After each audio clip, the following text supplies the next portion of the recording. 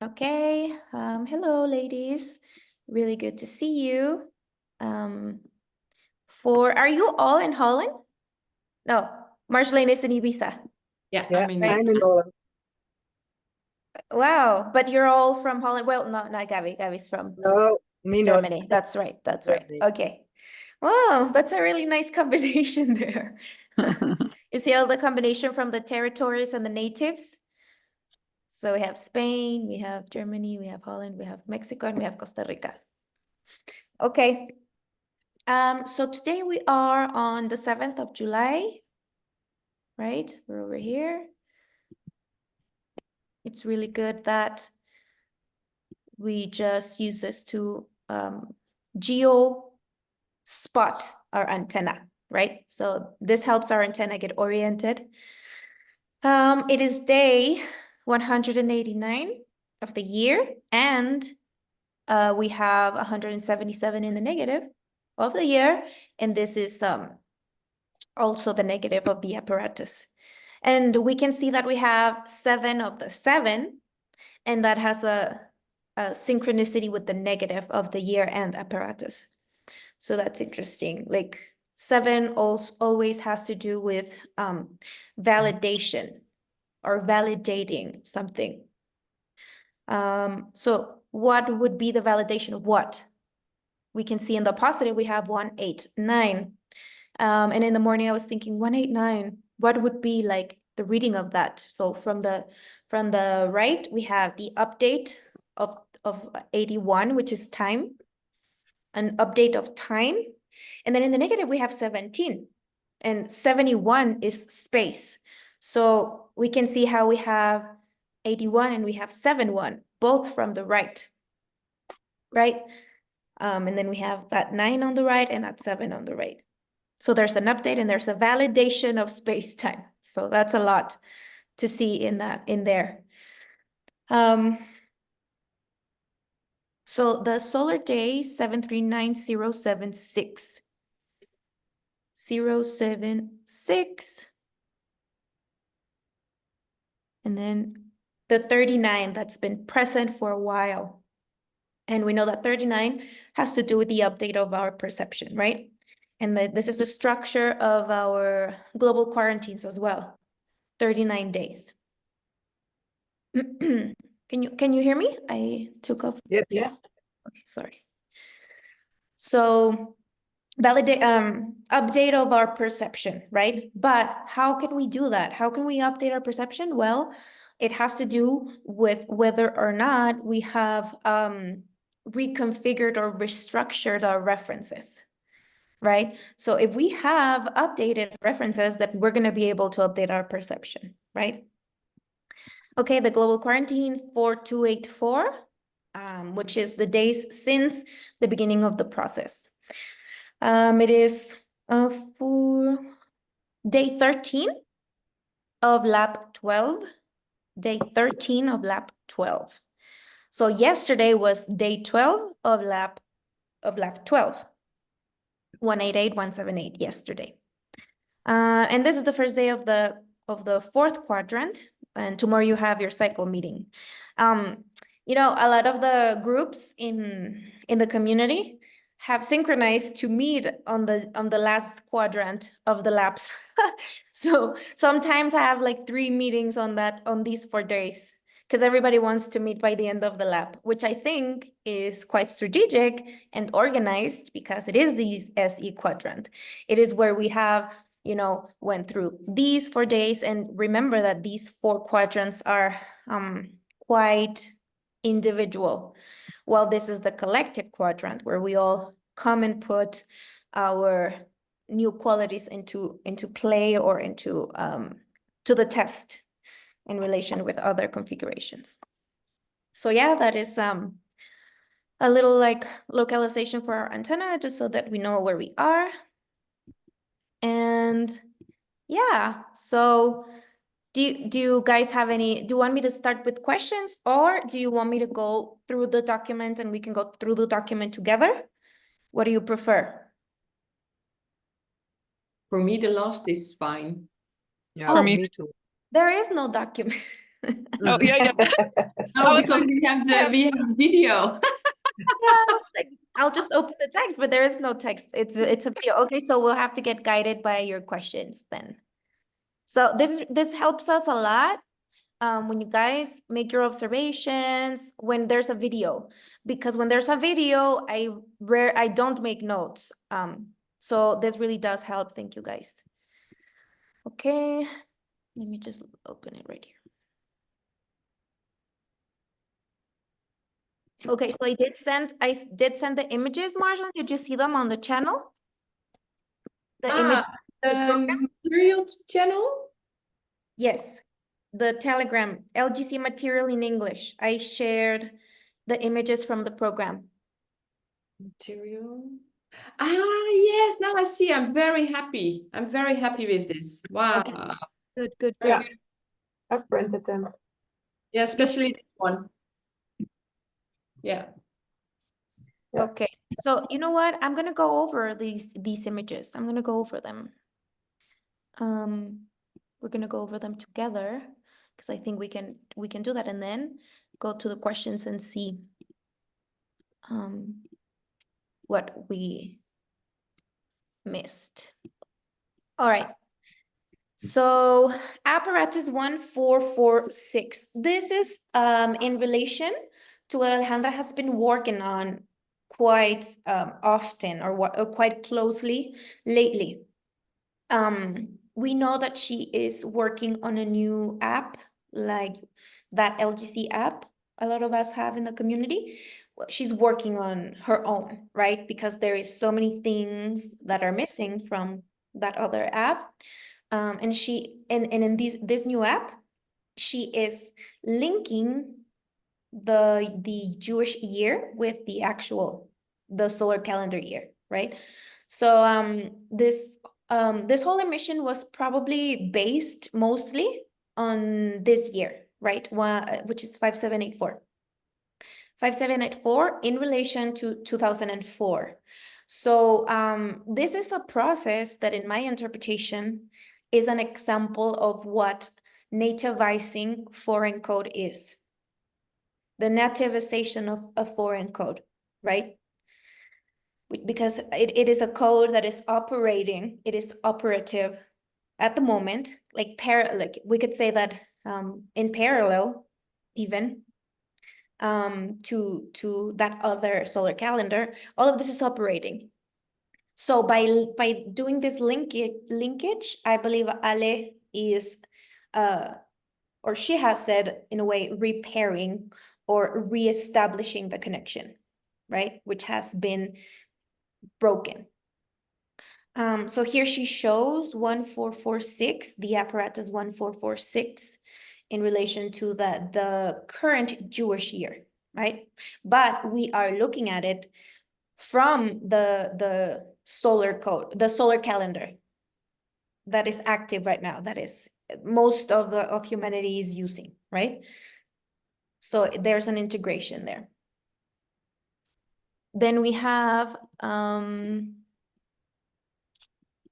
which I thought this was really good also. This, right? That difference. So it doesn't matter what year we're in. If we add 3760 to the current year we are in, we are going to be linking to the Jewish time metric, right? Can anybody tell me why it's so important to do this? Why there's something like this happening in relation to this calendar? Does anybody know why? I understood to connect everything. There is an interconnected content. This is what I understood. Mm-hmm. It's in relation to the code, to 972, the code of Israel. Remember that? Yeah. Mm-hmm. So Ale, every time she talks about 972, she talks about how important it is. And she's even said that it's the most powerful code there is, 972. right? And this code has been completely taken by an external Source. influence, right? And this is external influence makes it so that these people are in reference to the moon instead of to the sun, right? She has also talked a lot about lately, or in this audio I heard about when we landed on the moon, right? That day when we landed on the moon, what solar day it was and all. So this has been all part of that opaque matrix, opaque configuration of the structure to prevail a code, to make prevail a code that is not native of the sun, right? So this is in relation to this.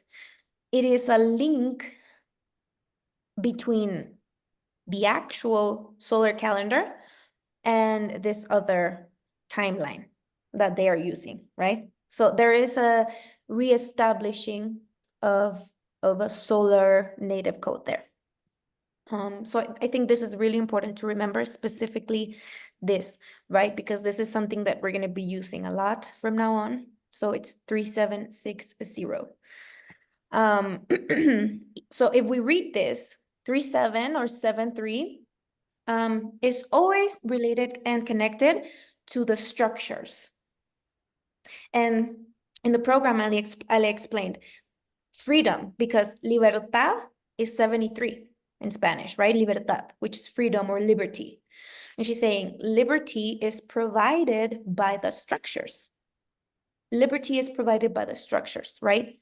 So the more we understand that structure, or the more we work on our belonging to that, then in that way will we get that liberty, because we are going to be connecting to that, right? So I take the entorno into consideration, and the entorno takes me into consideration, right? So there's a flow there. There is a synchronicity there. There is a transfer.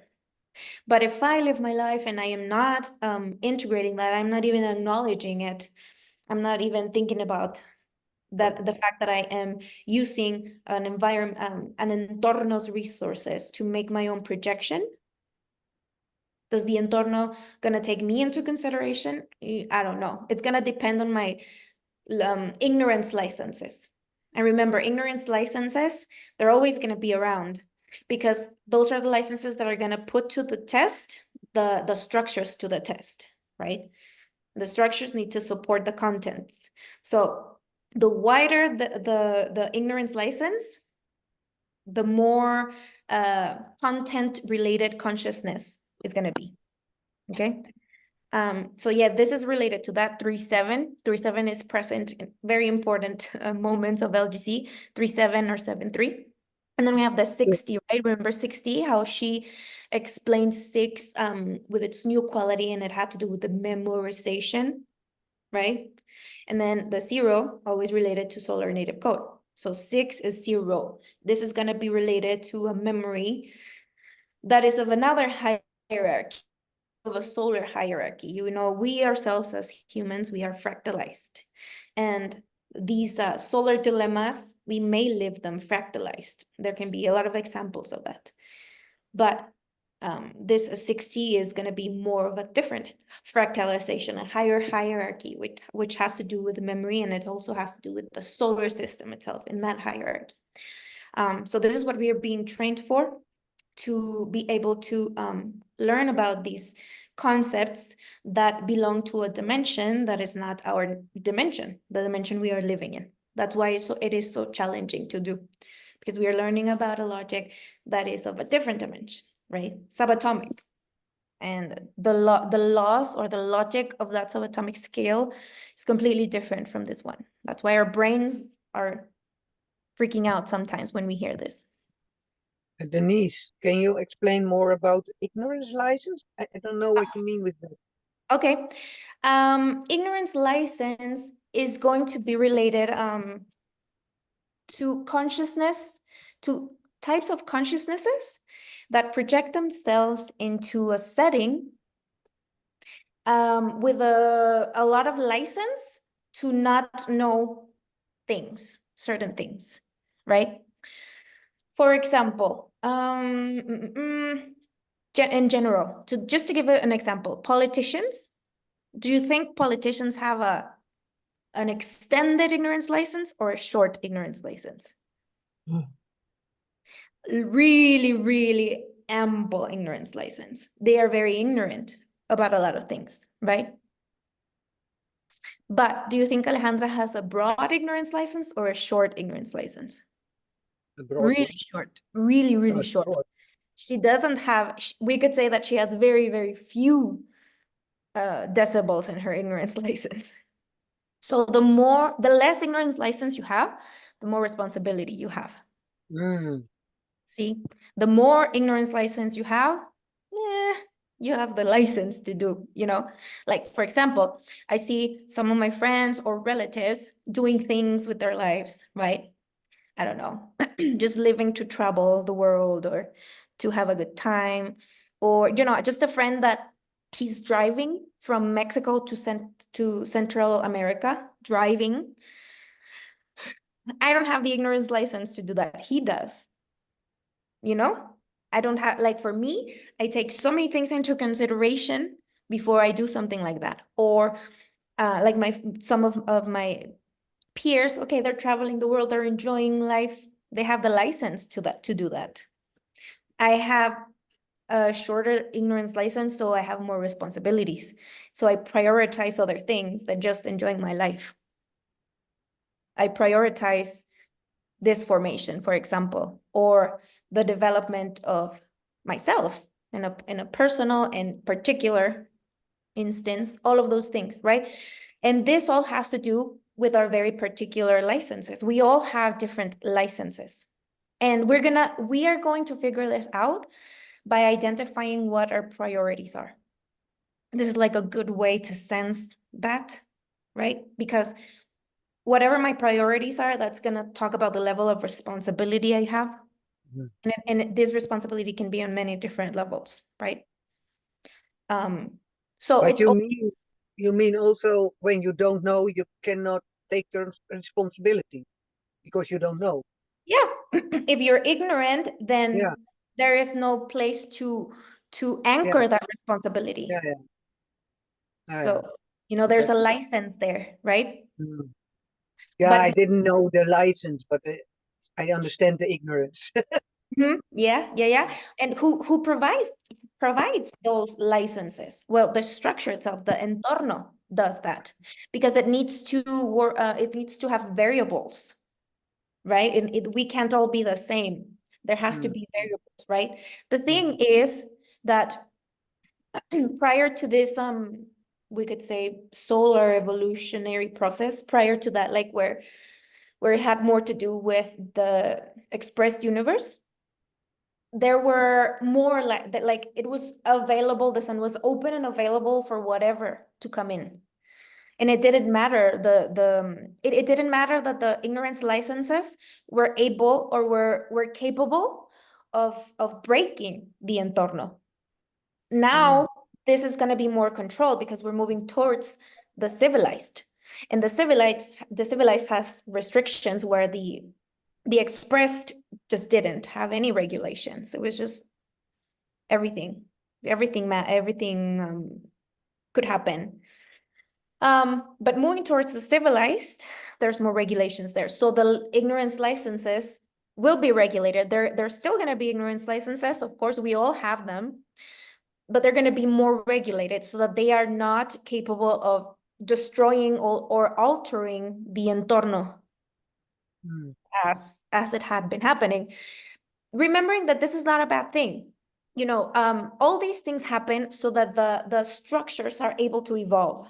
These interferences serve as stimulation for the structures to evolve, to move, to be awakened. So this is something similar to what has been happening. There's an awakening of Gaia because the content have stimulated it so much. So it is awakening Gaia, consciousness of Tierra, right? So this is something that it just has to do with the way the universe expands. Okay, it's just like a mechanism. Remember, at this level, there is no right or wrong. There is no error at a subatomic instance. There is no error. There's only error when we look at it from here. But from the subatomic perspective, it's gravitational octave, not error, right? But if the civilized express universe and the express universe, will they be in a way, they are now together in a way? And will that I will mean, that separate? there's a purpose for both, yes. There Yeah. is a need for both. But Ale has explained it sort of like a different area of the universe, Yeah. like a different zone. So it is together. It can be together. It will divide maybe. What do you mean by together? Yeah, it's now operating together. The express universe and the civilized express universe is now active. I don't know how to answer that. Yeah, I don't know. I mean, it's like moving towards something and moving away from something. That could be, we could understand it that way. If we are looking at it from the analogic perspective, but if we're looking at it from the subatomic, there is no movement because there is no Okay. past or present. There's just, I mean, past or future, there's just present, right? So yeah, when we talk about the subatomic instance, there's not going to be like a before and after, or you know, so that's going to depend. Okay, thank you. Okay. Oh, this one, she explained it. I thought this was also quite good. So that year, 7584, right? And it's framing the solar quadrant, the NO quadrant. So I think this is just like, this is happening inside the frame of 2024, right? And then she's also saying, we're not going to end that year on October. We're going to go all the way to December. And then that's why that's what she says. The king of the universe has diarrhea right now because its mechanisms are just not working. We're gonna go all the way to the 31st of December. So why is she why well yeah, one of my questions was, why is she saying that? that the king of the universe has diarrhea? Oh yeah, also that's when she repeated that a few times about the diarrhea. I was like, but because she's afraid and it's such a mess in a way, or but because all the manipulative structure that was installed is not working anymore. And that king of the universe needs to use the solar primary source connection. Yeah. Because if it doesn't have that, then it has to go find another star to colonize. Like it's as if the sun is like cleaning his house from you know, things that are not wanting to work with it. There was an invitation. That's why Ale always keeps saying that's what Event 28 was for. It was an invitation to turn Israel into the center of LGC. She offered that to Israel. Nobody came. No native from Israel came. The only person that was there and that was a connection for Ale, which is Alejandra. Yes, Edith. She has been working a lot with her, with her natives and her metrics, more than the person, Edith, but the metrics. But yeah, that's the way Ale was able to you know, land on Israel, but no natives were there. Yeah. Nobody was interested in becoming a partner of the solar, you know, transformation or nativization.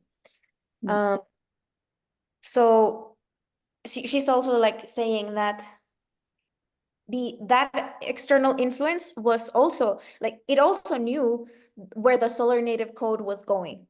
You know, it is as if it was observing the solar native code and trying to prevent it from working properly. Mm. No, but since this happens in another instance where we're not like we are blocked to go there because of mystical influence and religious beliefs and all of that, then we're not able to I mean, it's like a perfect plan. The fourth plane is interfered, right, in our design. There's an installation of an external consciousness there that tells us that it's going to take care of everything, like we don't have to worry about that, and it blocks the connection with the subatomic, where all of this coding structure happens. So most of humanity is still blocked there. So there we go back to the ignorance license as well. The people that are still alive while that is active, it has to do with their licenses and their contracts, you know. Earth will have to figure out how it fulfills those contracts in this transition. This is why Ole always said that we wanted to make this as elegant as possible, so that no lives, like the less lives that were lost, the better, with their ignorance licenses and all, right? So this was what she did, like linking the musical notes diagram with the calculator, right? We do understand this. 7, 8, 9, 4, 5, 6, and then 1, 2, 3, which is a mix. The last 1, 2, the 1, 2, 3 is a mix of the first instance and the second instance. The first instance will be related to the source of the space, and also the signals from totality, right? And then the second, the middle, has to do with the codification of the interpretation of those signals. And in relation to that, there's going to be a local reality. Sol is going to attempt to create a local reality based on those sources, reminding ourselves that Sol is a space of reception of signals, right? It's a space of reception of signals, but it receives those signals mutely. And then those signals need to be interpreted and they need to be codified so that it can create a local reality, and that this local reality can be synchronized, which is where we go to the documento gravitatorio, right? That documento gravitatorio has to do with all the documents from all of our particularities, right? They need to be saved by the setting. Literally, I think we have spoken about how the setting or the entorno saves everything that happens within it, literally. There was an explanation about this when we were talking about the memory, right? It has to be recorded literally because we're all in this meeting. Zoom is recording it literally, but then tomorrow we're going to remember this meeting particularly different, right? So we are particular consciousness expressing ourselves in one space together, but that space is recording everything literally. So that is what the documento gravitatorio is about. But it's also, Alejandra has also explained how that gravitational document was desynchronized with this whole mess, beginning with the removal of the 10 days of the solar calendar, and then the leap seconds and the removal of the gold standard, like all these situations that have Alejandra has been explaining for years, and she has now explained it with full HD. It's so clear now, right? And that is the reason why the gravitational documents are not being synchronized like a symphony in SE.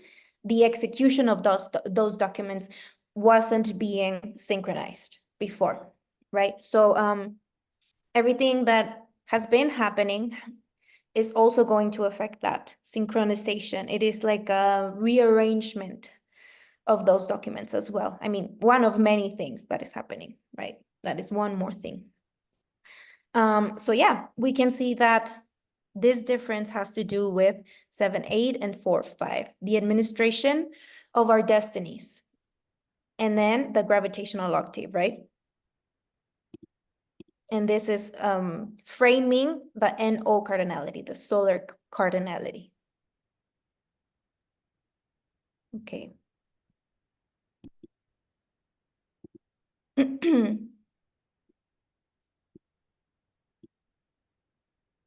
Oh yeah, this one. I thought this one was so cool. Where's it? 1 second. There it is. This part, spectacular. Spectacular. When I first saw this, I was like, oh my God, how can this just be so perfect? Lap 12, right now we are right here on the first square of this column, which is 139. See, we have 139, remember 39, and then the receiver, and then 2112, which has base 21, base 12, always has to do with the communication with the third orbital, what's between the third orbital and the sun. That's our 2112 base, how we receive and how we send back, right? That is one reading. There are many. That is one of them. So it is like, has the receiver been updating its perception or not? 139. According, the perception of what? Of its 2112 base. Has it been happening or no? Okay. We're going to be going through these spaces. So what does it mean to be going through these spaces? It means that the periodic table itself, like the board, as Ale sometimes calls it too, is being recodified. These empty spaces that were white before Alejandra structured them were windows of interference, right? It was like through which that external influence moved the structures. Now this is being reconfigured, is being nativized. So what we're looking at and what we are experiencing and what we are witnessing is this reconstruction of the solar native code, right? We're observing how it's happening. So then we have 180, 189, 190, 191, and 192, right? And then we have, what is over here? 65, 65, 235, and 97, which is Berkelio. Berkelio, 97. Oro or gold, 79, right? So Oro Berkelio, it is like also has to do with an interdimensional communication. Berkelio, remember, I think it was in it was in text where I explained the Berkelio to see what mess we are in. Berkelio, that is kind of like the function of Berkelio. From another instance, to observe what mess we are in. That is a description that Ale has used previously to Berkelio. So once we are finished with lab 12, because this is the last column that is synchronized with lab 12 in Calendaria, we go into lab 13. So this is where I thought that it was amazingly synchronized, because this ends on the last day of lab 12, of lab 14. So we're almost done with lab 12, and then we're going to go into lab 13. And this synchronization with Calendaria and the periodic table, I thought it was just really, really good. Even though I don't think anybody understands this fully, and it's not meant to be understood. It's meant to be followed, it's meant to be reasoned, but it's not meant to be understood, because our brains want to receive information that is already structured, right? And how can we put into our brains something that is structured but with a different logic? The brain needs help with that. It cannot just, you can't just put this in your brain and expect it to order it. No, you have to help it. I don't know if that makes sense. You have to help your brain receive this with your consciousness. Because if not, the brain's going to be like, oh, what is this? What is this? And it's going to want to force its understanding. No, I don't think anybody understands it. We're just following the sequence. We're trying to reason that order, and Alejandra has says, as it always happens in LGC, something comes out and then we understand it years later. So we should be used to this by now, knowing that when something new comes out, just reason it and be friendly with it and get familiar with it and go on slowly. And there's going to come a point where all of this is going to come together as it has before with other things or concepts that Ale has opened, right? So yeah, I thought this was amazing. And then after that, we do have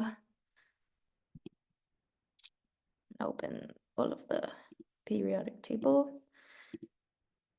Okay. Oh, can you see it? Then after lab 14, which ends here on day 2 to 4, we have, we go to 2 to 5, and then we have all of this, right? And surprisingly, can you see it? See? Okay. And surprisingly, we have 256, which is day 16 of lab 16. Perfect, just perfect. Then we have 32 columns over here, 32 with what is 32, 23 antenna, right? So this is the board that we have to learn to use eventually, okay? So that we can be, we can aspire to inherit the matrix, which is what Ale has said. I think it's quite huge when she says this, and it's a lot, but it is a possibility. It is a human potential. We could say it's a human potential. And that is like the main reason why we are receiving this formation. It's a lot, but we do have time. We've only been around doing this for 11 years. It's not a lot, actually, it's not a lot of time. And then she has been speaking about the next 11 years, right? So that we can begin to socialize this, so that society is ready and so that we are ready to share it with society. So no worries, we have 11 years to continue to learn about this. It is really important that we keep ourselves in our lax scope. Sometimes the context demands that we extend ourselves a little bit.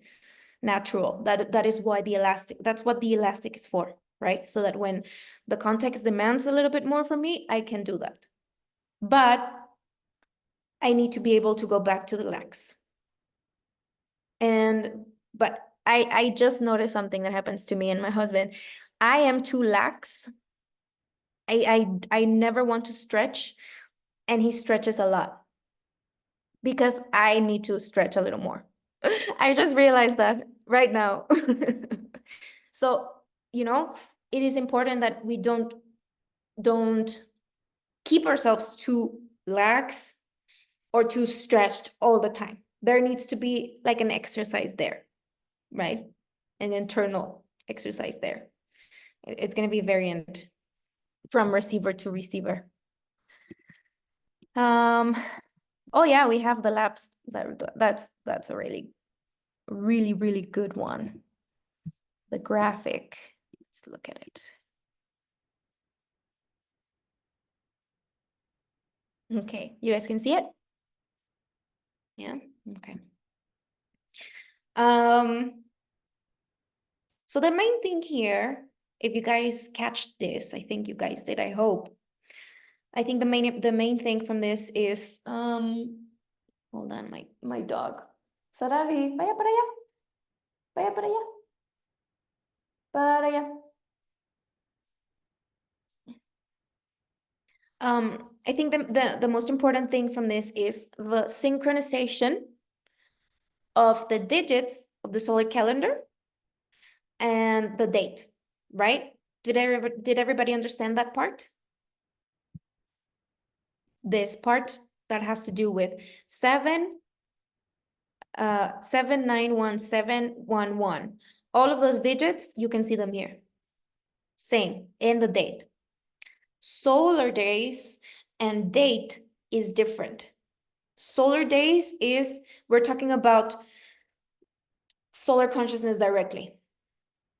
It is a different hierarchy. When we talk about dates, it is like an organization of that, like an administration of that consciousness. So it's going to be different. So Ale explains this happens from July 7th of 1971 to July 9th of 1971. Hold on, my dog is here. Give me 1 second. I'm gonna go put it back.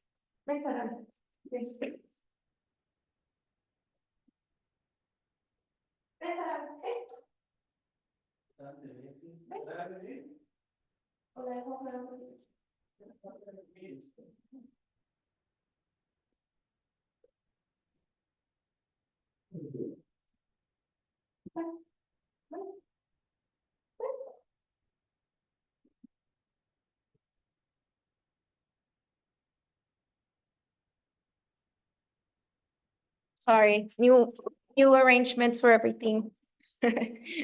Okay. So this synchronization from the solar native, solar day with the date happens from July 1st of 1971 to July 9th of 1971, okay? Why do we, okay, this is 1971, yes. So why does Ale make us look at this 1971? Because every time we looked at 1971, well, for me, in my memory, it was okay, the removal of the gold standard, right? But this happened on August. But she's making us look at lab 12. Why? What happens? These two spaces are very important. Why? Can anybody tell me why?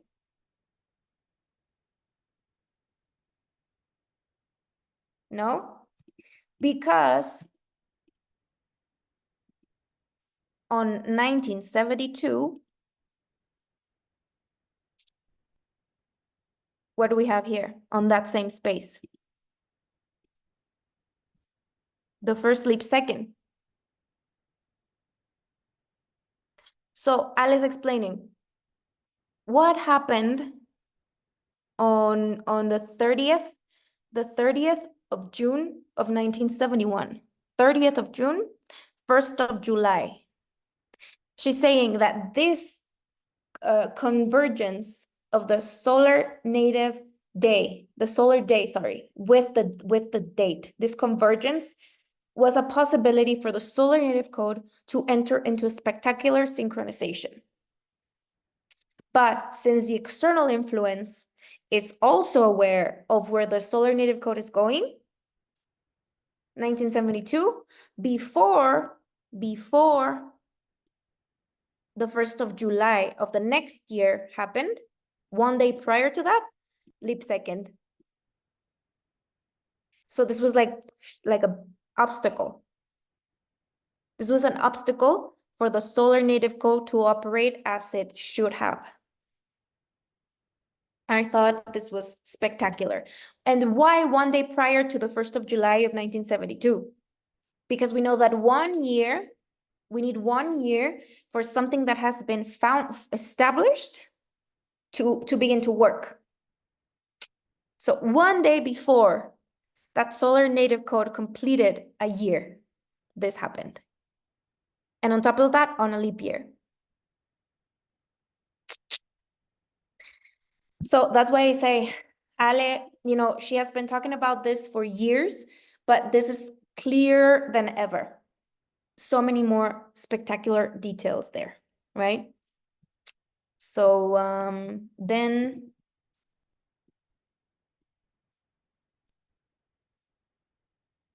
she opens this one. She talks about this very briefly. I think it's really interesting because if we look at the Ring of Fire of last lab, it's different. Even the graphic, like the representation of it is different. So this gave me, I don't know why, but it made me like sensitive.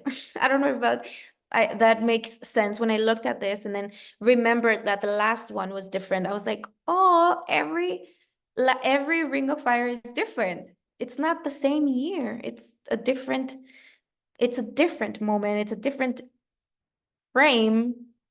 All the variables have been integrated, moved, removed, so many things have happened. So by the end of every year, every end of every year will be different from the last. And I know it's like something really simple to think of, well, the graphic is different, yeah. But it's not just the graphic, it's just everything that has changed. So I thought it was really, I don't know, sweet or cute. I don't know why. But what Ale pointed out here is the day of the processor, day 353, right? Which is the center of the Ring of Fire. And for this lab, it will be the 18th of December. So she projected that into year 5784. So, and we find this, right? 2552, 2552. And then we have 2112, right? So the first time that Alejandra projected a date towards 5784 was, I believe, the 14th of June. Yes, the 14th of June. And she found 2112365. The first time, 365. 365 is related to this calendar, the calendar that the Hebrew calendar is trying to avoid. 365 was on that solar day. This is the solar day of that date. So 2112365. It's like the solar consciousness is saying 365. It's 365. It's not less, I thought that was spectacular. So she did that same thing for the 18th of December, and we got 2112552. And we have 11 and we have 55, right? The reality of the context and all of its circuits. Circuits, past circuit, present circuit, future circuit. It's like a really good container there of the context and reality. So I don't know for you, but for me, it makes me a little calm. So yeah, she didn't open much more than that.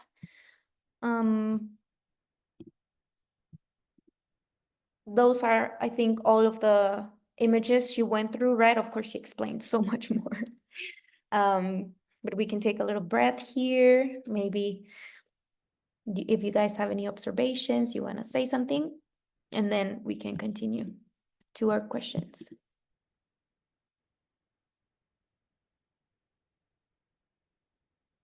Girge, how are you doing? You decided to come on a very profound emission. Yeah. I'm very thankful that I'm joining you, and I really enjoyed listening to your translations. It was very good, but it's different for me to putting words in to reproduce it. But I'm taking it in. You're taking it in. Okay, Yeah. that's good. Does it feel good as you take it in? Yeah. It has to feel as fresh water as possible. Okay, good. All right, I'm gonna go over the questions. First one, observations from Marjolaine. Let me know if I've clarified it or not up until now. The perception of the other impact me. Okay, lab 14. How can I understand this from the LGC perspective? That is one question, right? Yeah. Okay. So remember how Calendaria works in two sections. First 11 labs that have to do with myself, right? First lab, how I receive. Second lab, how I function. Third lab, how I take action. Fourth lab, how I become aware of these things, of these prior things, the consciousness of that, or the integration of all of that. And then 5, will be the administration of those priors 4, etc., etc. 6 has to do with, am I doing a memorization of all these? Am I documenting good enough? It also has to do with my possibilities. Remember, first 11 labs has to do with myself.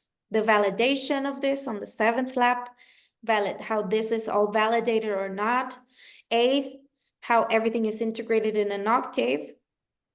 9, then comes like the novelties. And then, you know, so on and so on. First 11 labs have to do with a reconfiguration of myself.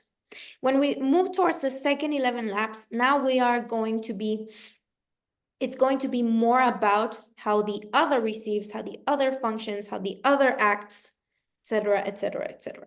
So lab 14 is the 3rd lab in relation to others, right? Because lab 12 is the 1st lab in relation to others. Lab 13, 2nd lab in relation to others. Lab 14, 3rd lab in relation to others. We are now on lab 12, which is the 1st lab in relation to others. How the other receives. Okay, so how can I understand this from the LGC perspective? There is no other way to understand it than from the LGC perspective, because it emanated from LGC. So there is no other perspective from which you could be able to understand something like this. The LGC is the only one that I know of, because it came from it, right? It is like a new language. It is a new configuration, a new creation of things. And Calendaria is something that emanates from LGC. So it can only be interpreted from LGC. If you don't have the references, the concepts, many references and concepts, then there's not going to be a possibility for interpretation of this, right? Is that okay, Marjolaine? I was talking, but you could not hear me. Yeah, I couldn't hear you. Yes, this is what I understood.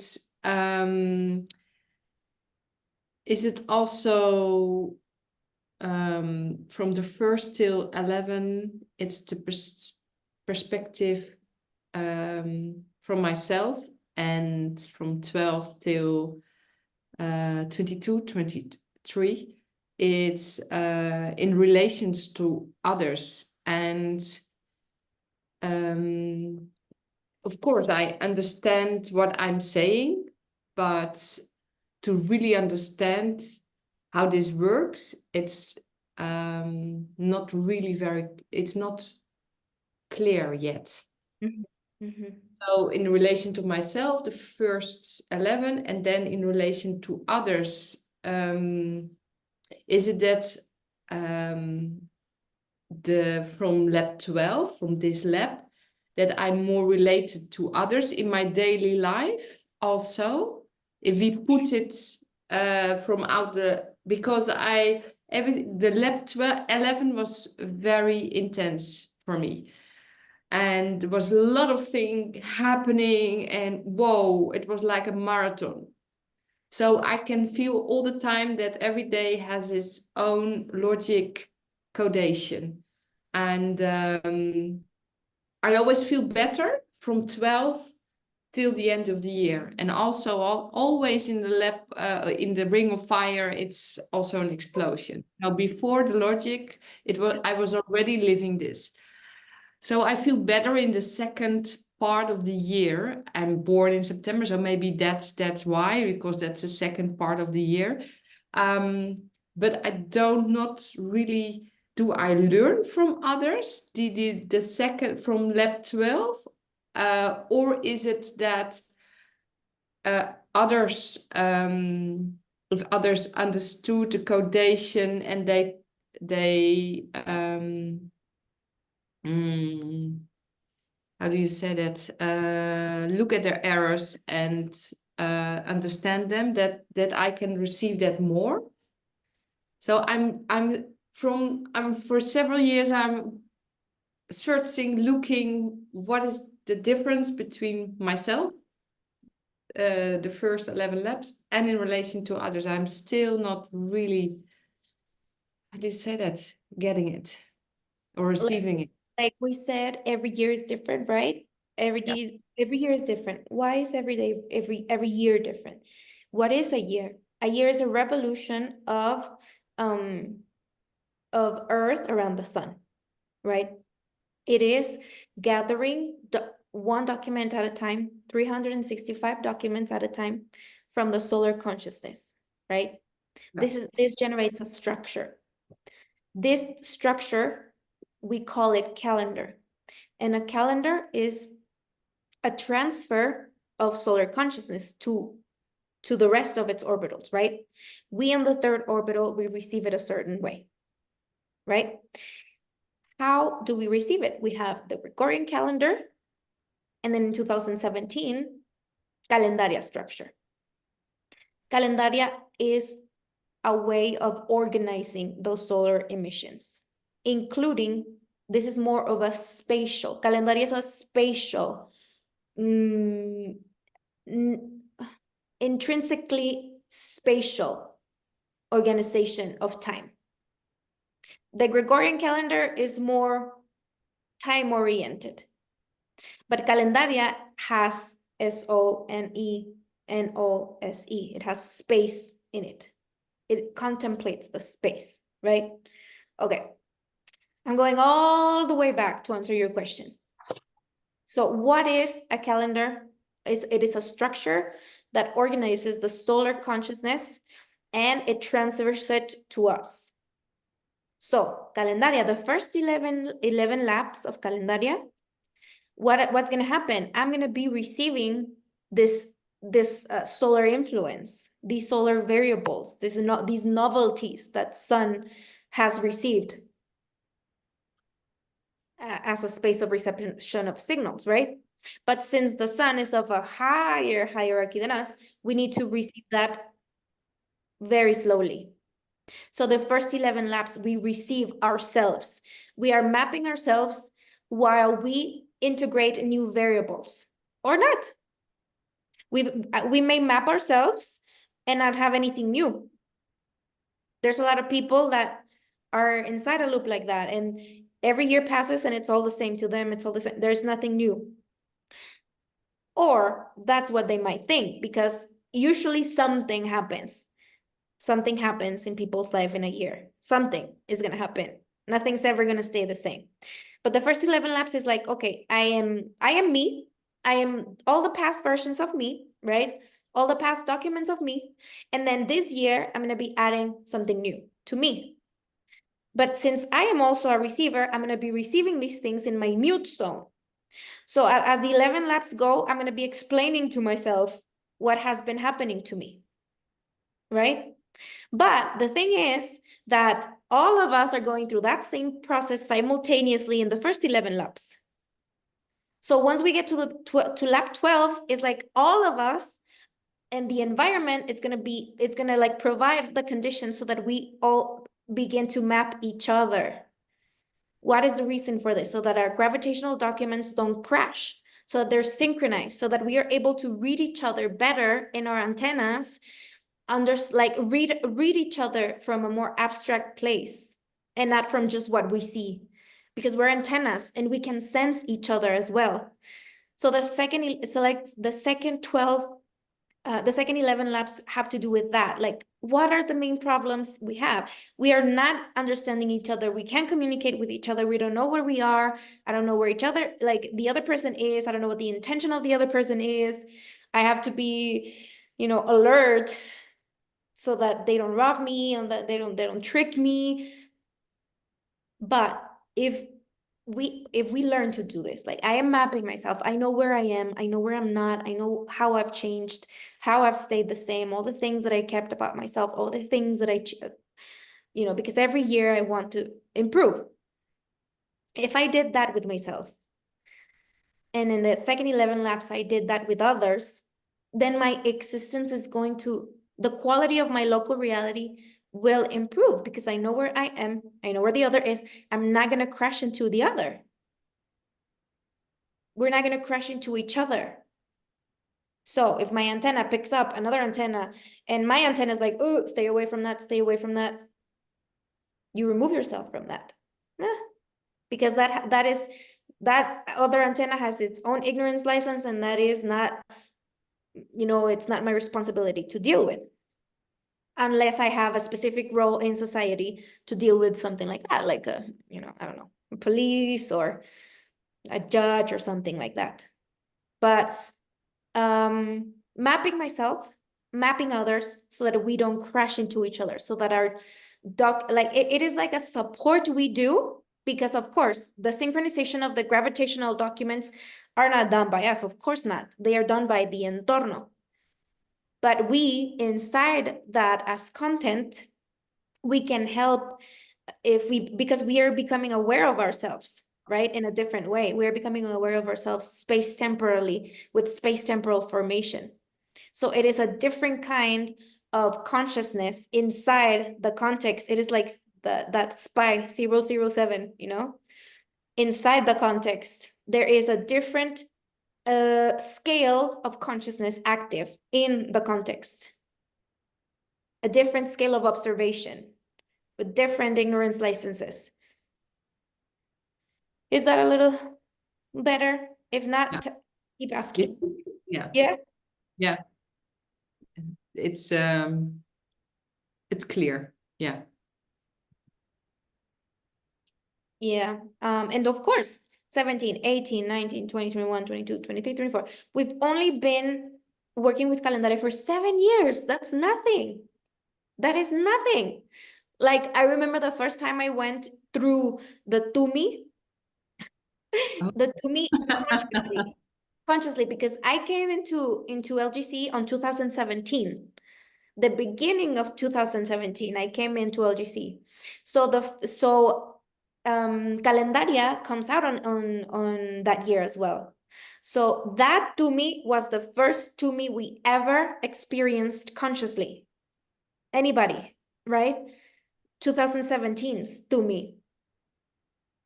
Ring of Fire, right? So I remember saying, oh, this is my first time going through the Tumi. And then everybody was like, oh, it's everybody's first time because it's 2017, this hasn't happened before. So the first Ring of Fire that we actively went through consciously was on 2017. So it's very, it's not a lot of time. We've been going through that for 7 years. It's not a lot of time. But I do think that every year we understand a little bit more and more of it, and how it connects to us in our space-temporal growth and our space-temporal positioning and growth of our consciousness as well. But this helps us have specific and concrete metrics so that this doesn't become symbolic, right? Because the logic of the containers cannot be symbolic. It has to be technical, and it needs to have references. It needs to have metrics so that we don't place symbolic speculations where metrics should be, right? So this is where we are growing towards, is that understanding, slow and gradual understanding of the entorno that allows us to project our information in here, that gives support to my information so that I can express myself in here. And this material expression is very valued and valuable in a gaseous universe where antimatter is abundant. That's why a lot of consciousnesses that have lost their connection to the primary unfoldment are so eager to express themselves materially. It is a very coveted instance of existence, this analogic existence. It is a very dense existence. So, and it's, that's why I keep saying, these consciousness, they broke their own native star. They sent it to the antimatter. And now they're roaming the universe, figuring out who they can colonize. And we've been dealing with that until Sun is like, okay, let me see if I can do something about this. And it's receiving support from a very highly civilized consciousness. It's being supported, but It cannot do Sol's work for Sol. Sol has to do its own work. It has to do its own homework. It has to pass its own exams. Nobody can do it for it. So as much as we've had this support and this guidance, it is up to the solar codification to achieve this level of qualification to enter into another area of the universe, which is the civilized express universe, you know, which is something else that we are learning about. We're invited into learning about it. So, highest quality of local reality. Synchronize the gravitational documents so that they can be read and synchronized so that the gravitational documents can be executed. I think I did speak a little bit about this earlier, Marjolaine, right? You did. Yeah. I understand. Okay. Yeah. What kind of mess we are in? It was the same question as Nienke. As we spoke a little bit about Berkelio, right? Berkelio, which is 9779, Oro Berkelio.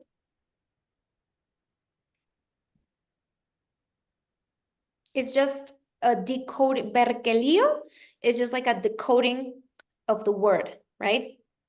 Yeah. It's as simple as that. Berkelio. From a different instance, it's like I'm gonna open a window and see what mess there's going on and try to fix it. Try to fix the bug in the code. That is sort of like what Berkelio, the function of Berkelio. And this is something that has been integrated very recently with the Ley del Trimetalismo. Remember, there's a law that happens, I think, in 1881 in Argentina.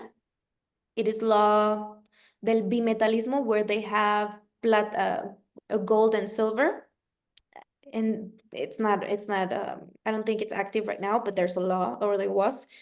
And when Alejandra, I think somebody else named Berkelio in the group, there was like an activation of trimetalismo. There was bimetalismo and then trimetalismo, which is Berkelio. So Berkelio plays a really important role in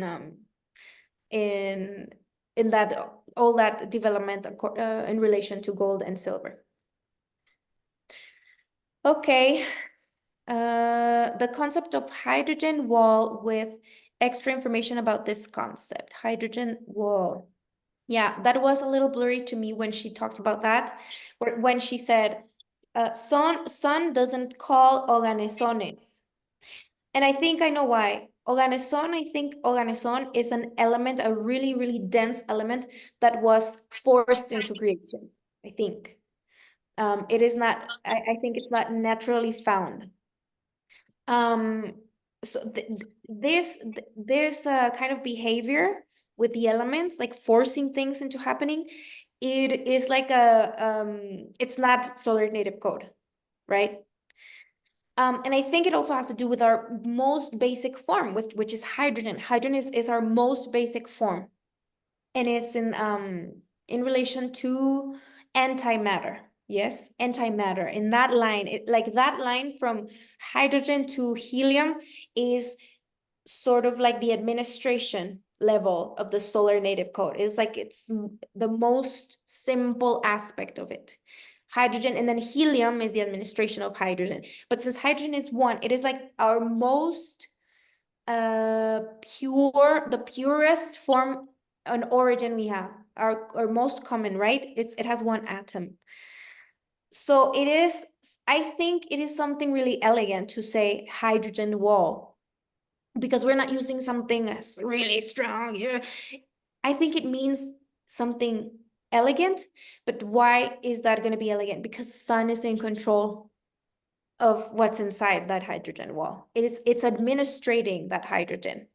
It's administrating the simplest element, the simplest form of element in existence. There's an administration of that. You see, so there's a difference between doing something with elegantly or doing something violently. So the organeson is like a tough element, like really dense, but then helium is like pure. It's like as simplest as it gets. And is it because when you're talking about this, or when I'm reading about or listening about that, then I see see like, okay, literally a wall with all those elements, but is that also what you mean? Is it like literally a wall of? Yeah, I mean, yeah, literally a hydrogen wall that's gonna serve as a membrane. Yes, as a membrane. Totally Separate the counter- solar system from the rest of its environment. It's like a membrane because it's like a protective shield, elegant shield that's gonna protect our solar system. Protect, or more than protect, separate. It is like a differentiation of the solar brand. It's like the sun is gonna expose its thesis, right? Its brand, something very particular to sun. It's gonna be like, okay, here it is. So that it is like a differentiation from the rest of the stars, right? Everybody has a specific apportation to the universe, right? So Sol is being like, okay, this is gonna be mine. So that hydrogen wall, I think if we fractalize it, would be sort of like defining myself, particularly defining myself, and not just being open and confusing me with the rest of the universe, and everything can invade me, and and yeah, the only way I can interpret that the fact that it's hydrogen, the word that comes to me is elegant, something really elegant, and sun being in control of its content. Yeah. And it doesn't need something really tough to protect it. It needs just a membrane to separate itself from other stars. And communicating through through hydrogens, because hydrogen is receiving. That is like the most basic aspect of the primary unfoldment, the reception, right? The space and the reception of signals. So hydrogen is one. Thank you. You made me reason it more. Denise, about also the hydrogen wall. What I understood from Ale, that it's also membranes to protect us. For me, that was the most important thing as well. Yeah. To protect us, sorry? What I understood, that the pink hydrogen walls is also membranes that protects us. That's also a protection, and that before it was open, the periodic table, and when Ale puts the underlayer up, and then also the hydrogen wall came, and what I understood is that the foreign source cannot manage the codation anymore. This is what I understood about this hydrogen wall as well. That is totally related.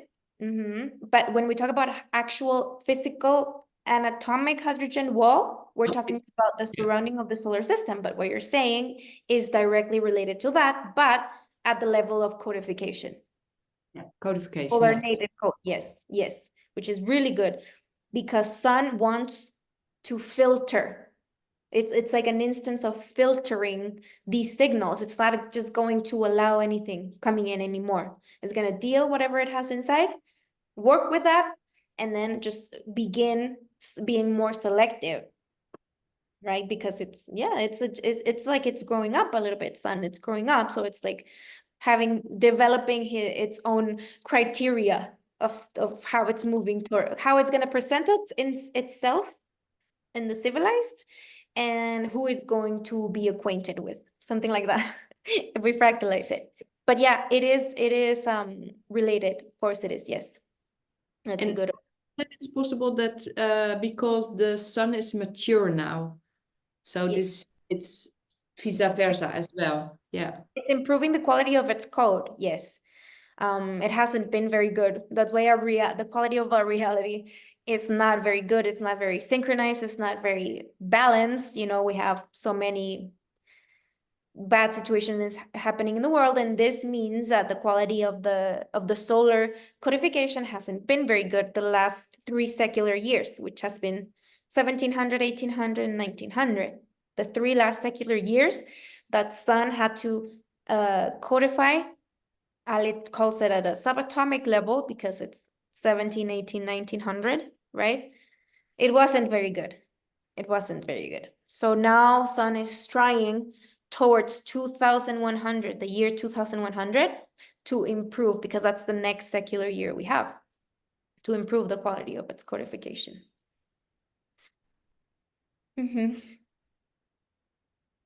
Okay, next question from Nienke. Can you explain more about what the SE particle belongs to itself? Okay, let's open the thing.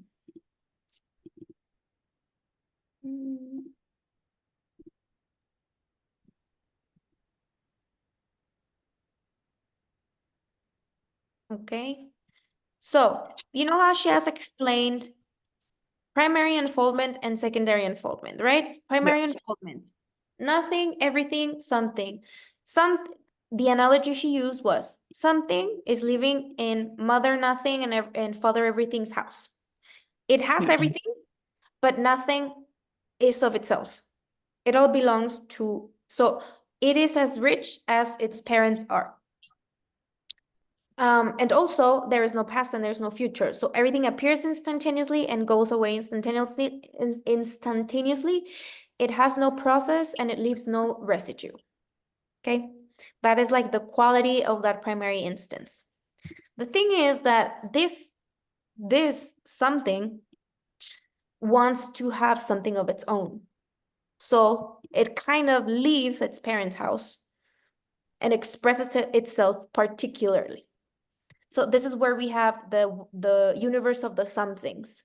It is an unfoldment, primary unfoldment, secondary unfoldment. An unfoldment from the primary, a separation from that nothingness and totality, a separation so that I can have a construction of my own, right? So this primary unfoldment, it's not it's only separated into nothing, everything, something, but that's about it, and it's all instantaneous. But here it is a different logic. It is an unfoldment into a different instance that's going to have a different logic, and this time there's going to be a process here, and there's going to be a residue, which is going to be the memories. Everything that happens over here is going to have, it's going to be documented, it's going to have memories, right? So this is where we have the secondary unfoldment. And she says, this belongs to itself. That's why, that is the reason why it wanted to leave that paradise or you know, heaven, paradise, where everything was perfect. Why? Because nothing's mine. If I unfold myself and transfer myself into another level of existence that has more restrictions, and that has a dense level of rules or norms, then I'm gonna be able to define myself particularly. And I'm gonna be able to do things on my own. These are all analogies, okay? So that our brain understands these concepts, but these concepts are much broader than what I'm being able to explain. Okay, so in this third instance, that's where she talks about a mix between the two. This would be the source of the space, or like the credit for existing in another instance, and the flow of signals from the totality. And then over here, it's going to be the interpretation of those signals so that I can codify them over here, right? Remember, she said, Sol is like a club of everythings. So we all signed up to be a part of this club. But we all still fractalize as particular consciousnesses. We also receive signals, and we also interpret those signals, and we also codify those signals into our own little realities. But the reality, the broad reality of the solar context, will be up to the solar interpretation and codification of those signals. So that's why Alice says, okay, this belongs to itself. Why? Because it decided to separate itself from totality so that I can have a particular development, a particular evolution, do things for my own, with my own soul, with, you know, separated. Does that make a little more sense? Yes, a little, but I am a little bit confused because all the other things are for that explanation doesn't count. So they have all another function. So that's sometimes like, okay, how yeah, it helps me when you explain it in different words that it get landed more. You mean like the others, like these, like the other places? Or Now I was confused also the next part that she says like my next question was also about the let me see. oh yeah. When she says particular, she means Yeah. subatomic particle. Okay. Yeah, and that is related to our particular consciousness. Yeah. Like individually, we all have a particular consciousness. But then she's kind of like telling apart that particle from the biological object, because the biological object is a construction that's made up of many particles. So it is a collective construction. It is not particular. As for the particular, when she talks about particular consciousness, that is a particular because she's talking about subatomic instance, particular consciousness. Does that make, yeah? Yeah, it makes more sense, but it's really like a new way of Yeah. thinking and looking at Yeah, I know. Yeah. Yeah. You're right. But thank you. Yeah. Let's look at let's see if we can scratch it a little more so we can understand it better. Because this, you know, she explains it and explains it and explains it. She's always explaining something new, this about this. So of course we're not gonna understand when she explained it really good when she first updated it. I think like that is a really good program to review. I've gone over it about 2 or 3 times, but it's good to go over it because I think that's where she explains every single thing and like sequentially how things happen, right? Because in this last emission, it was more specific. The application was more specific, but she has explained it more broadly in other programs. I think it was program 86 when she did that, I think. But yes, for me, it's also challenging to understand every single one of these.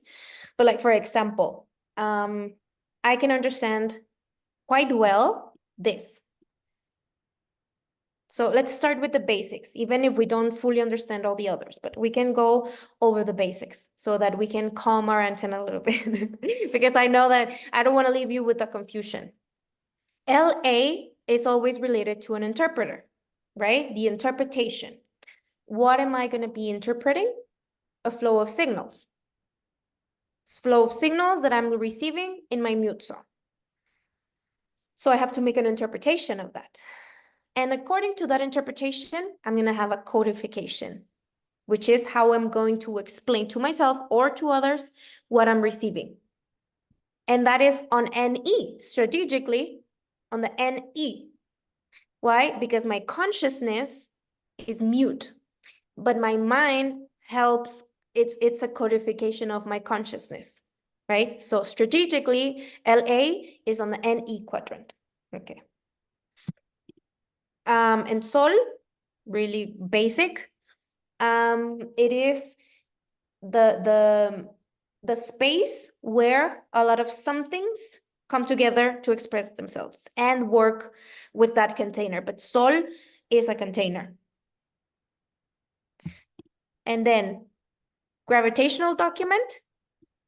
We talked about this in this meeting. Reality, which is a little separated from that online time, 0 time.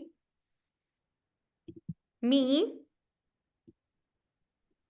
this is a more densified identity. It's not the same as C. See, it's a more densified aspect of myself than C. But it is an aspect of myself.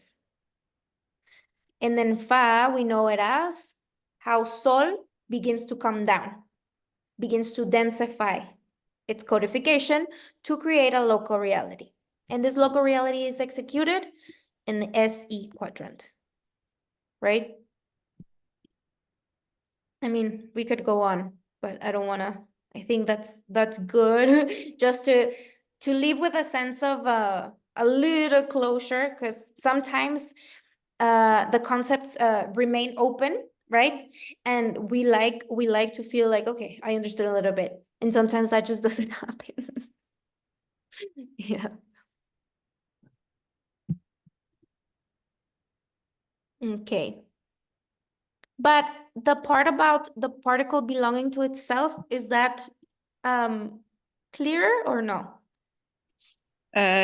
Yes, but I have then a question like, okay, like the me, is that particle is also belonging to itself, but then I'm like, okay, I think what she means is like when you compare it with from the primary unfoldment and then to the secondary unfoldment, then that is the first time that that particle belongs to itself. I think I only have to think about it that way. And Because when there is in the instance of the primary, algo is something. It's nobody. There's nobody there. It's just something. There is no identity. There is no person. There is no elements. There is nothing. It's just a something. Yeah. But once it comes down, that's where it becomes to be. That's when it starts to become a different kind of something. Yeah. It's like it starts to define itself more and more. So C is always going to be related to that subatomic instance, particular, and then me is going to be more because it's more down, you see, and it's also in the SE quadrant. So it's going to be a me that is being affected by the entorno on which C projected itself. So it's going to be a different instance of myself. So C is going to be administrating all of that. C is administrating the me that is in the SE. See, that's a little better. Yeah.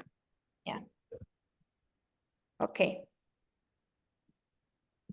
I keep going back to that question. I want to move on, but then I go back. Okay. The biological is made out of many objects, so that's not particular. Like we said, the biological object is made out of many particles. So the particle is particular. Okay, we just went through that. Not going back into that rabbit hole. The Jewish calendar ends on 30. Okay, to my understanding, the Jewish calendar ends in October 3rd. Is that incorrect? Let me see. Yes, that's correct, Denise. It stops at the 3rd of October. Yes. Yeah. See, the 3rd, or I'm seeing 2nd of October because it's a leap year. Yeah. So generally it ends on October 3rd. So see, it doesn't go all the way to 365 days. It ends, I don't know what the 3rd of October is. Like, let's see when it ends. 3rd of October. and then that's for them the day 366 or not? Sorry, that's for them? The 366th day of the year. That is October 3rd, that's their last day? I think so. Yeah, I honestly, I don't know the structure of the Hebrew calendar. Yeah, maybe I'll look into it a little more because I really don't know. I just knew that it ended on the 3rd of October, which is quite strategic that last year, because Ale relates this to an external influence and disturbance of the solar native code, of the progression of the solar native code, the 3rd of October of last year, 2023, which was when the attosecond was issued, the Nobel Prize for the attosecond, right? So then she projected that on this year, on the 3rd of October 2024, was going to be the day of the new Times New Roman. New man. So, you know, there's like a really big challenge there, solar dilemma going on. So yeah, it does end on the 3rd, but we'd have to look more into it because I really don't know the structure. But it is, Ale says that it is as if they are avoiding having the calendar having 365 days because it fluctuates from having less than that or more than those days. See, it avoids that specific frequency. So it is like a manipulation strategy in the codification, that for us, when it expresses itself in reality, a lot of people are like, oh, well, that's just the way of life and all. But it's really not. It's that the code is being tampered with. So it shouldn't be, but it is, since it's expressed like that, and we have that blockage, that perception blockage to understand from a different perspective, then we understand that's just the way of life. Okay. But I think that in her way of working at another level with that, she says that, okay, this year it's not going to stop there. It's going to go until the end. That Yeah, because she's working on a solar level on that code. exactly. Yeah. That's, Exactly. There's okay. like a reestablishment. Yeah. From a reestablishment in the connection between that, because there's like, it is as if those two things were happening in parallel, and now Alejandra's linking those Yeah. two things so that it's not going to happen in parallel anymore, that there's going to happen together, whether they want it or not. Yeah, so I think that's a really good strategy. Okay, consider yourself to be part of a place, environment, then you are a local, part of the foundational aspect, identify with the setting. So this has to do with this new potential, we could say, or opportunity that we have as content, as human content of this entorno that is the solar consciousness. Solar consciousness is moving towards its own evolution. It's improving itself, and it's we're being a part of it, and we are being invited into becoming, or well, this is something that Ale has explained, moving from a temporoespacial configuration into a space-temporal configuration. From the temporoespacial, instead of being temporal consciousness, moving towards becoming spatial consciousnesses and becoming part of the establishment of the space that we are existing in. This is what it is. This is what it's all about. Learning. Why would we be learning about the structure of the entorno? Because we're being, there's a possibility open for us to participate in the establishment and the administration of that space, and not just be in here as content, but as becoming part of the containers. I mean, we're never gonna not be content. We're always gonna be content, but we are also in a different scale of the same axis, also containers. So this is something really important, Ale said. So I cannot demand this consciousness from society. It's the other way around. I owe society the containment. So we go back to the first question Gabi asked, ignorance license. If I have a shorter ignorance license, I have a broader responsibility, and I owe society the contention.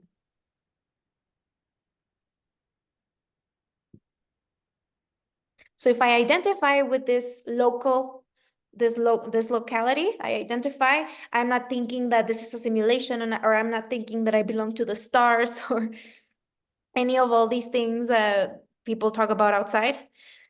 But instead I'm like, no, I want to belong to this entorno. I want to be part of it. I want to be part of the establishment. I want to be part of the administration of this environment. I want to be a part of this project. Then I am identifying in my identity, I'm going to integrate this space, and I'm going to That is the thing when you materialize yourself from being a particle. When you're a particle, you have all the possibilities open, all of them. But when you materialize, you have to choose. You cannot have all the cakes. You need to choose one, right? And then you need to work with what you chose. And I think that's one of like the most traumatic things that we have, because before we could have all the possibilities. No, we have to choose now. And something like that is happening. It's like, okay, do you want to be a part of this environment, or do you just want to go and travel the universe and jump from space to space? That's okay. That makes you a temporal consciousness. But if you want to transfer into a space temporal consciousness, that of course it's a potential, a human potential, is like we said in the beginning, but it is a potential that we might be able to develop as we move, towards as we move along with the expansion of the universe and the expansion, of course, of the solar consciousness inside that. It's like an application. The solar consciousness is an application of that expansion of the universe. And we are a fractalization of that. So our consciousness is also a potential to be expanded as well. If we connect to that link, right? To that link of expansions. If we are unlinked from that, well, my cycle is gonna go and run over and I'm gonna die. But yeah, it does have to do with like the belongings of the soul, I would say. Yes, great. Thank you. So she never talks about energy. Yeah, I think she would be saying that the people that because why are they so obsessed with energy? Because they're not connected to the source of energy. So, energy here, energy there. I send you my energy, I take your energy, he takes my energy, you take my energy. It's just energy going around and around and around and around. And, when you're connected to the source, you never worry about that because you have that connection. But if you're not connected to the source, or if you're interfered from your connection to the source, then you are going to be very much focused on the energy. Trying to find it, trying to see who steals it from me because I don't have it. So there's someone stealing it from me, or I have to steal it from someone else. So I'm not connected. So yeah, that would be a definition of a parasite. Yeah, I would say.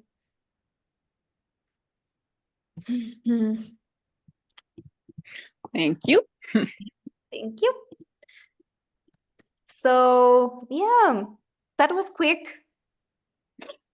Well, we're almost in the 2 hours. You said a That's lot. Really great, really great. It was good. It was so good. I thought it went great. Yes. We went over, the main, just the basic concept, because sometimes it's good to go Yeah. back and review the bases, right? When there's a lot of content, especially in this emission, I was like, every time it comes out, I just click on it and I'm like, oh my God, how long is it? Oh, 1 hour, 45 minutes. Oh my God. And then there was one with only 56 minutes and I was like, yes.